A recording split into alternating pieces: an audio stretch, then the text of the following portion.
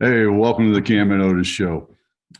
Got a special one today, just the two of us, no guests, which we don't do very often. It's been a while, so it's always fun to see where the conversations go. And you know, we we were talking about a few things, and one of them, our good buddy Herb always says his hashtag kindness is free, and what it made me think of was and now I can't remember which stoic it was, which of the three main ones it was, but it's the quote that wherever there is a human, there is an opportunity to be kind. And it's just such a powerful thing. I've talked about Tony Robbins several times on the show, and one of Tony's things is that he always says is giving is living. Mm-hmm. And there's just so much truth to that. And I've truly believed that. And really, even in, I'll say this because I said actually was on the War Room Roundtable yesterday, probably come out about the same time this show comes out.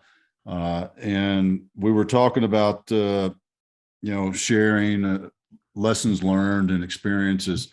And when I was chatting with my buddy Reggie, who played in the NFL a few months ago, this popped into my head. He didn't play in the NFL a few months ago, but I was talking with him a few months ago. And what popped into my head was, if you're not sharing what you know, you're not, all that stuff, all those experiences we've all had, if you're not sharing those with others, and I'm not talking about, storytelling around a beer at the pub. I'm talking about helping people, mentoring, telling them, giving them, here's some life lessons, here's some thoughts and ideas. You're being a selfish son of a bitch, flat out. Just cut to the chase. No dilly daddling, soft taps on the back. It'll be okay. No bullshit. You're being a selfish son of a bitch. If you're keeping all that stuff in your head and you ain't sharing it with somebody. And again, I ain't talking about sitting around your buddies, sitting around the pub over a beer, shooting the shit. I'm talking about, hey, let me tell you about this. Let me show you how to do this. Let me, whether it's the church, the workforce center, the high school, the college, whatever it is, if you ain't giving that stuff away, you're being selfish. And I just put it plain and simple. And I hope I'm resonating with you all out there, because you got to give it away, man. Because everybody talks about you can't take the money with you. Well, no, you can't. Look at Tutankhamun, that little shit. All the money he had and all the people he took with him to the grave. Good luck. Hope the afterlife was good for you there. We're just now finding that stuff. yeah, that really helped us out. Thanks. But it's that same thing. All that stuff in your head, man, you don't even have to die for that stuff to go away. You start crossing a couple of thresholds in the upper levels of life, that stuff starts going away. And it just reminds me of one of those great projects that I ran across a year or so ago. Some young man, I think he was in his early 20s. I'm not even sure if he had graduated college yet. Was going around the country and capturing, doing oral interviews with World War II veterans, and capturing their story and I think, if I remember right, and this may be a leap, but I remember right, that those recordings were put into the National Archives. And not how the hell do we get access to it? But apparently somebody probably knows how to. But you got a website somewhere for all that crap. Yeah, I'm sure somebody could show us. But going back to it, that's what it's, man. Giving, living, sharing, helping. It's, if you ain't doing those things, man, what the hell are you doing? You selfish son of a bitch. I'm calling you out. Yep. Call them out. Change the channel if you don't like it. Exactly. Talking about sharing experience and knowledge, one of the things that comes to mind, you already kind of alluded to this. So when we talk about knowledge, your brain power, it's use it or lose it. That's, I think we've all heard that phrase by now in terms of, keeping your brain around. And so not only if you're not using it, are you losing it, but then also if you're not passing it along to somebody, then it's really lost. I saw a quote just the other day, and I'm not going to get this even close to right. Like I normally I'm like 80% right. I'm not even going to act like I'm close on this one, but it was a Lincoln. Let me summarize. That's what you let me summarize this quote. There we go. But it was a quote from Lincoln. And basically what he was saying was the more reading is like realizing that the new ideas that you have aren't that new. The unique ideas you have aren't that unique. And I think it's a really funny thing of, just the growth of humans and all this kind of stuff of looking back, how we always go back to these books. I mean, some of the best books for life lessons, I immediately comes to mind, the Bible, 2000 years old. I'm reading Marcus Aurelius's Meditations, 2000 years old. Like we're pulling this stuff from long time ago that then basically we're translating into our modern language and, using new metaphors, new parables, all that kind of stuff. And it's always the same knowledge kind of being rehashed for the new generations and all of that. And I think there's a really interesting thing where when you realize that you don't have a new idea, that somebody else has had this idea before, also 7 billion people in the world, people are also probably having that idea right now. It's just because it's not unique to you doesn't mean that it's not important. And just because your experiences might not be totally unique, like I need to write a book because I live such an interesting life. You don't need to have that level of it as much as it could just be, if I have one lesson that I can pass on, then that can do good onto the world. Keep spreading that knowledge, because honestly, what keeps coming to mind, and I'm thinking of the movie Coco. Maybe it's because, maybe it's because of my wife. Not the coach Coco, but the movie Coco, right? Right. The movie Coco, not Coach Coco, even though he probably would have some wisdom on this too. But in the movie Coco, they talk about, and I'm going to mess up the word because the Spanish words coming to mind is not the right word, so I'm not even going to say it. But they have where they put the pictures up for Day of the Dead. And once the memory of the person is gone, they have, traditionally they die twice. They die when they die on Earth, and then they die when the memory is gone.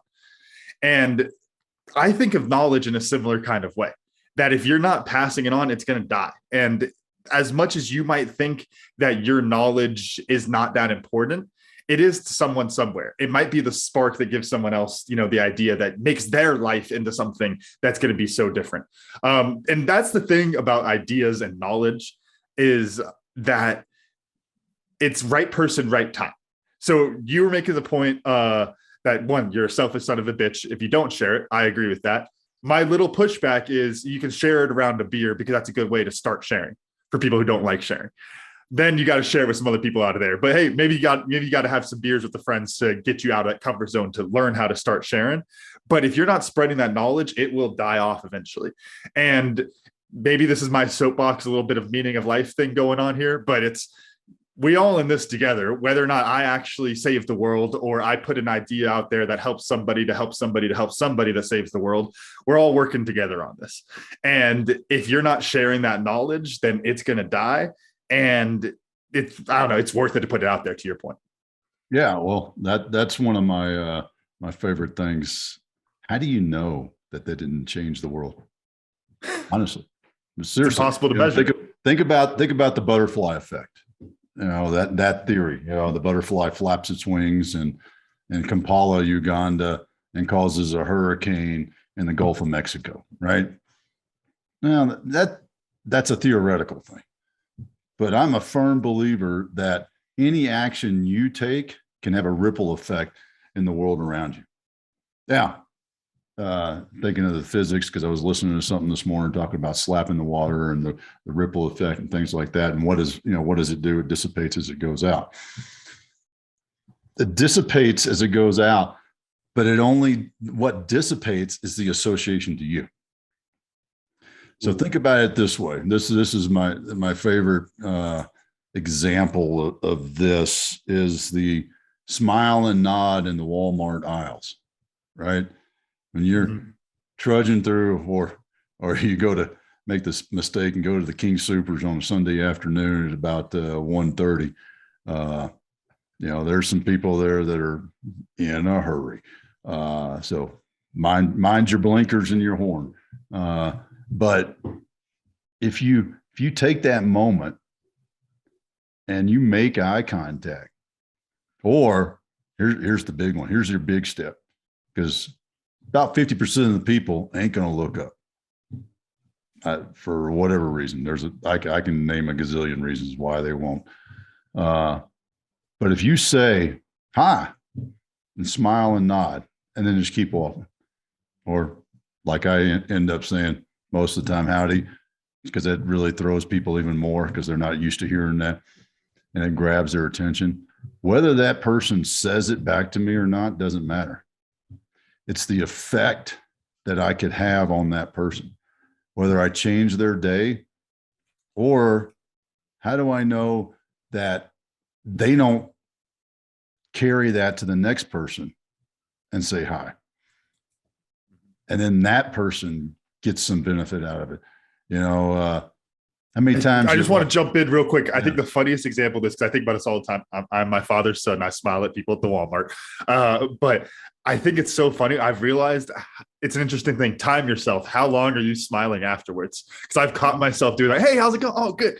Just a random person. And then I realize I'm smiling like 4 aisles later. Yeah. And I don't even realize it because I just put a smile on my face. You just made yourself happy, right? Yeah. Yeah. Well, here's the other one that I always love is how many times you've been driving down the highway and, thinking backcountry Texas roads, and somebody, the other guy coming the other direction, waves at you, catches you off guard. Well, then what do? Well, the very next car, guess what you do? Wave. Mm-hmm.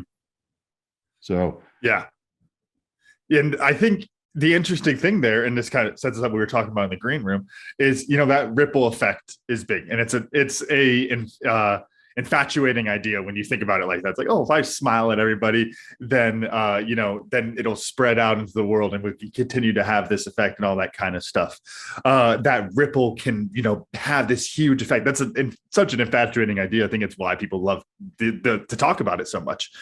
Then I think there's a couple other aspects to it. You said at the beginning of the show, kindness is free, talking about our friend Herb. If, it's free to give, I'm getting into my economics here. It's free to give. It spreads when you give. And then there's also the other adage to it. You get what you give. The kindness you put out, you get back. So what is the limiting factor of kindness is what I'm trying to get to. Because if you're talking, like I said, go into my economics brain a little bit on this. So I have a good that I can give out to you, that if I give to you, I get back. So I'm paying my debt already like that. And it has the positive utility of touching other people through the ripple effect. And again, it didn't cost me anything in the first place. What are those barriers? I think it's an interesting conversation of just shifting it, because frankly, it's one of those, you lay out all these nice things about kindness and, we talk with Herb and get through kindness, all this stuff. We're going to leave the show happy and we're going to want to go smile at more people at Walmart. And we're going to want to do all those things, but there's still a limiting factor out there because not everyone else is doing that. So I want to throw that over to you. What do you think is that limiting factor? What kills those ripples? And you can't just say assholes, because that's the easy answer. No, it's not. It's somebody just not continuing it to pass it on. I think that there's the theoretical aspect of it, and I would say it's infinite.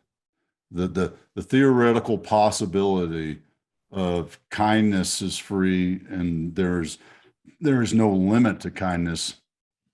It's infinite, and it approaches, to think back to the algebra and calculus, it approaches infinity.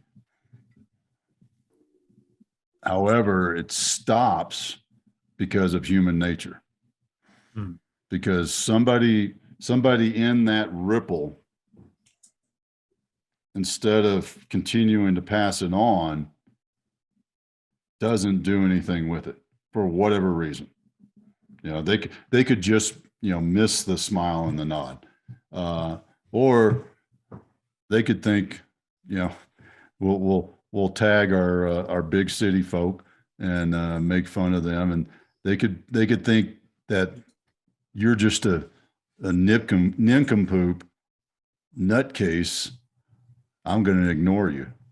Mhm. You know, I've walked down enough streets in enough cities to know that there is a culture that can be developed and allowed to be developed, unfortunately, where I have to get where I'm going. I don't want to talk to anybody. I don't want to speak to anybody.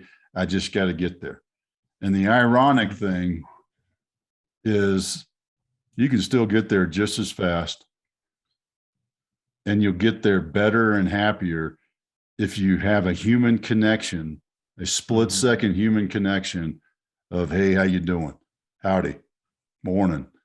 If you say that human connection, think of the power that, like you mentioned earlier, you know, when you smile at somebody in the Walmart 2 or 3 aisles later, you're still smiling from that one person. Mm-hmm. And what that does and how it changes you and how you show up. That's the power of it. And it's sad. You hear me, city folk. It's sad that they've allowed themselves to become that person, because I guarantee they weren't always that person. Nobody is that person. Nobody's born that person. They became that person. I want to ask you something, because I've heard a really interesting thought on this before from a comedian of mine that I follow, Akash Singh, who grew up in Dallas, lives in New York. That's why actually I really want to ask you this, because he made a comment once about kindness being a factor of population density. That the more people you're around, you literally can't be kind as much, because then, you know, the energy that you're spending to be kind to that many people. Because to your point, does it really slow you down? No. Now, if you shook your hand to everyone on your way to work in New York City, you ain't making it to work. Like it's just that simple. So I think that we could, even though, you know, we want to harp on the city folk, we can also see where they're coming from in that of there's so many people. Now, the smile doesn't cost much. I think that would probably be your quick response on it. But what I want to throw over to you is, do you think that culture, I guess, holds on stronger in places where there's a higher value on hospitality and kindness? To speak broadly, like Texas, growing up in Dallas, going back to Dallas now, especially because growing up in Dallas, you were in Cowfield still. But I didn't grow up in Dallas. Dallas was a different place. Grew up in Fort Worth, and there were that shows the age of the times, because to me, I grew up there pretty much the same city. It's all just DFW. But do you think there's a difference there? Though, the culture, they're not. Go on that. Go. They are 100% not. Dallas is closer to a New York City atmosphere, culture. They'll put on cowboy boots, but the attitude is that big city. We got important things to do. Leave me alone. Fort Worth, you walk down the streets of Fort Worth, even the downtown, the big fancy downtown now that's all been refurbished by the Bass family. Folks still say hi. Not everyone. Just like, and I was thinking about this, you know, because I'm going to go to New York City here in a couple of months and visit some friends, and, you know, 9/11 memorial and things like that. But I've seen enough pictures of it and videos of it, and I got enough friends that live there. You know, it's a mass of people. Can you say hi to everybody? No, but you know what you can do? You can say hi to people as you go. You know, I mean, you know what makes me reminds me of is the days when I was in the Army and I was a young lieutenant, and so other soldiers were coming the other way, and the customary greeting in the Army, you know, for somebody of a lower rank is to salute you. And daggum, that would get old. Hey, morning. You know, it's almost, I swear some of them guys, they set that stuff up. I know they did. I'm talking about you, Mark Hexum. But you know, it is really, it can feel like, oh God, but you know what? That's different. If you're walking down the streets in New York City and there's masses of people, you just say, hey, you know, Why not? Why isolate yourself? We are designed to be part of a group. We are designed to be tribal. It's genetic. It's in our chromosomes, our DNA.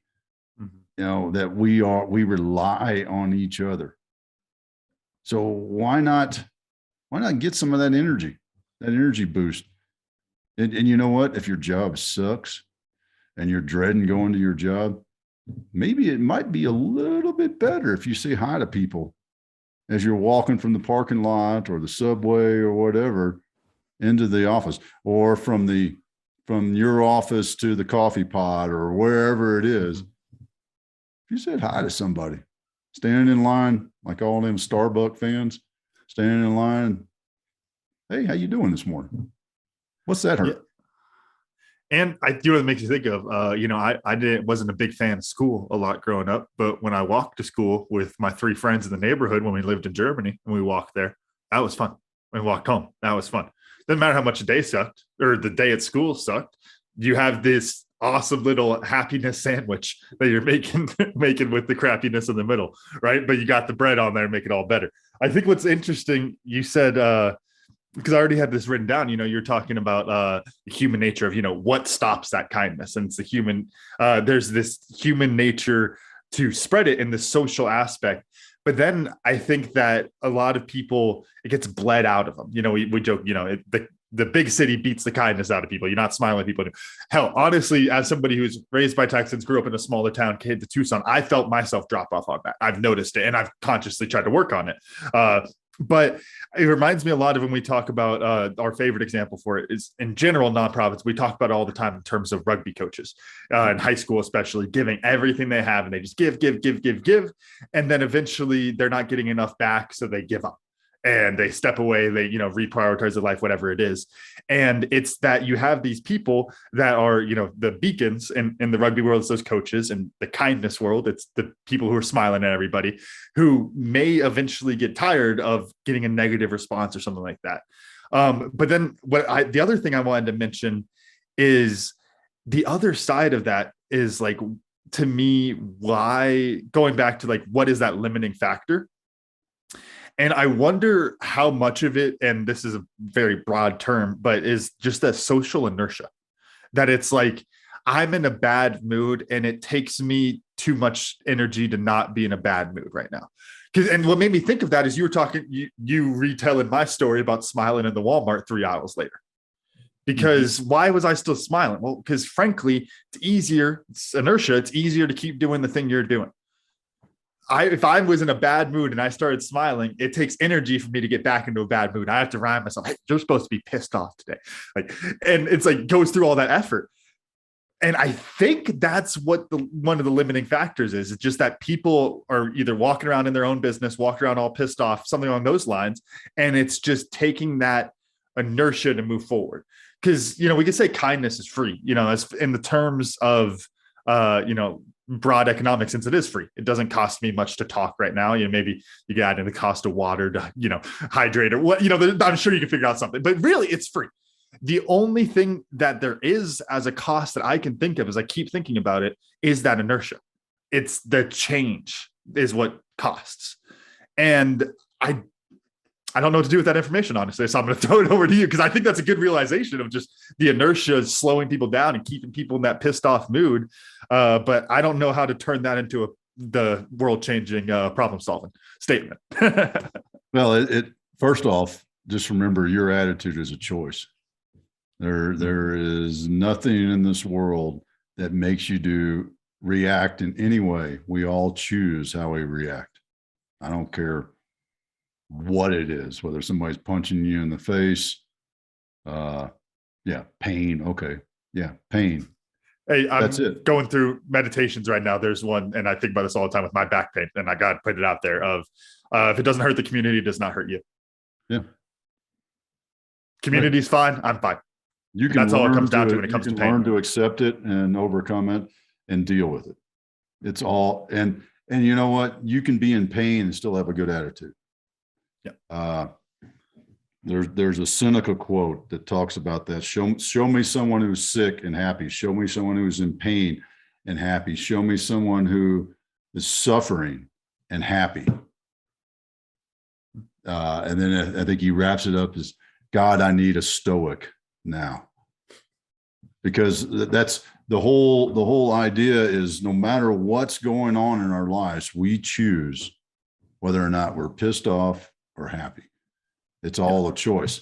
So that's why the greeting is such a powerful, simple, easy thing, because it may just snap that person out and remind them that it's not as bad as you think it is. Because the greeting is built into, and I think it's funny, we talk about all these other acts of kindness and different things. It's complicated. These are complicated things, relatively speaking, socially, those are complicated actions you're talking about taking. What's our old example? The putting away the shopping carts. Mm-hmm. Like, that's a complicated act of kindness. You talk about like socially doing that, and then the fact that somebody noticed it, like those are complicated feelings and things going on, relatively speaking. To your point, greetings are pretty much hammered into the monkey brain. Like, we always talk lizard brain, monkey brain. The monkey brain has greetings, and it loves greetings. And you could show me the most pissed off person in the world, unless they are like your point, attitude is a choice, unless they are actively trying not to say hi to you. You go say hi to somebody, if they're pissed off, they're going to say hi back. I can think of all sorts of situations I've been in where I see somebody who looks like they're pissed off, scared, big, scary dude walking down the street. You say something and he's like, just like smiling, goes, "Hey man, how's it going?" Like, "Crap, I'm doing well. How about you?" It's like, "Oh, I'm great." It's like, "Gosh, why are you walking down the street looking so pissed off then? You scared me." But it's like that, the monkey brain, it breaks through all of that stuff. And then I think, to the point of inertia we were talking about, once you break through on it, then it's that conscious choice of, do you want to go back being pissed off, or do you want to be happy for a little while? Yeah. Quit feeling sorry for yourself, you selfish son of a bitch. There you go. There's my next one. Because I mean, it's true though. If you're feeling pissed off, aren't you being selfish? Oh yeah. The world is against me. My life sucks because I want it to suck. Look how sucky my life is. Give me some sympathy, because my life sucks. I laid this out, and this is actually, to go back to my previous point, this is why I think it's okay to talk these things over with a beer or with a whiskey, because it's a good starting point for other things. So this is something I had in a more of a whiskey philosopher type moment, not a podcast, but about the world sucking. Oh, my life sucks. World's out to get me. There's a truth around it if you kind of step back and start thinking about why people say that. So the world is either, there's really two options there. Either the world is out to get you, and it's out to get me, and it's out to get all of us, or the world is not out to get anybody. Though that's kind of it. Like there's no like, it's just trying to get you. Like the world, even on any scale, your city, your community, no one is like pinpointed on like, I'm gonna make Otis's day hell. We're gonna get Otis today. It's like a freaking like Family Guy cutaway. The devil down there, like, oh, we're gonna get Otis. No, like that's not what's happening. The world has a lot of pitfalls that a lot of people can fall into, but they're there for all of us. And all of those different negative things are there for all of us. The flip side of that is the positive things are there for all of us too. It's just, which world do you choose to live in? Those two options, the world's out to get all of us. You can live in that world. I know some people I'm close to that live in that world, and it is what it is. They chose to live in that world, and they are negative. They live in that negative mindset. But you can also choose to live in that other world where the world's not out to get anybody. You're in control of your world, and you can go out and spread positivity as much as you want. I think it's that simple. Yeah. All right. Well, what'd you learn? You get to go first, since we don't have a guest. So, and I hope I can get this right, because I wrote it down in some busted English. Dissociation to the source association to the source dissipates as the ripples move on. And what that made me think of so much is the importance of removing pride from the equation.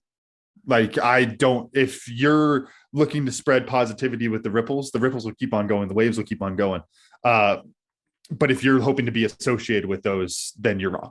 And so it's so important to remove pride from that equation, because talking about getting bled dry, in this type of a setting, like we were talking about the rugby coach example, if you're looking for confirmation the entire time, you're going to get bled dry a lot faster. But if you're, gosh, sorry, I'm sitting in a little tangent on this. But if you, instead of looking for that confirmation, if that's your identity is being known as the kind person rather than having the identity of the kind work, then you're going to run out. It makes you think of, we talk about teams. If your identity is winning and you stop winning, your team implodes. If your identity is working hard every day, when you get hit in the mouth, your team comes together as a team. Same type of thing. If your identity is just being kind, but not being known as being kind, then I think you're in a good setup there. I don't know if that made sense. Throw it over to you. What'd you learn today? Yeah. Besides the fact that I make sense sometimes and sometimes I don't. We're talking in a big old circle that went back and forth like a figure eight more than a circle, I think. I'll go back to what we, was kind of the theme of this show, and that is kindness is limitless. It's an infinite thing if we allow it to be infinite. If we accept the kindness from somebody else and we pass it on, then it is infinite. And it's up to us to look at it that way. It is not, there's never a limiting factor in it until the human factor comes into play and limits it. Mm-hmm. So kindness is infinite, and it's critical to accept it and be the conduit of kindness. How's that? Getting some good old metaphors going in. I got to add with there's Marcus Aurelius in book 7. I just finished up yesterday of meditations. He is talking about in that same pain, I was referencing that if it does not hurt the community, it does not hurt me. If it does not harm the mind does not feel pain except for that which the mind creates for itself. Mm-hmm. If something else is in pain, the mind may ignore it and let it speak for itself. And hey, guess what? It can't speak for itself. Only the mind can give it that power. So, gosh, we really came full circle on that. I'm trying to figure out if I want to do this segue into a Macinius Rufus quote, but it really doesn't fit. But I'm going to say it anyways. We will earn the respect of all when we begin by earning the respect of ourselves. And that kind of fits in the attitude. Does life happen for you or to you? Think about it that way. So, get what you give. Yep. All right, Camden, run us out.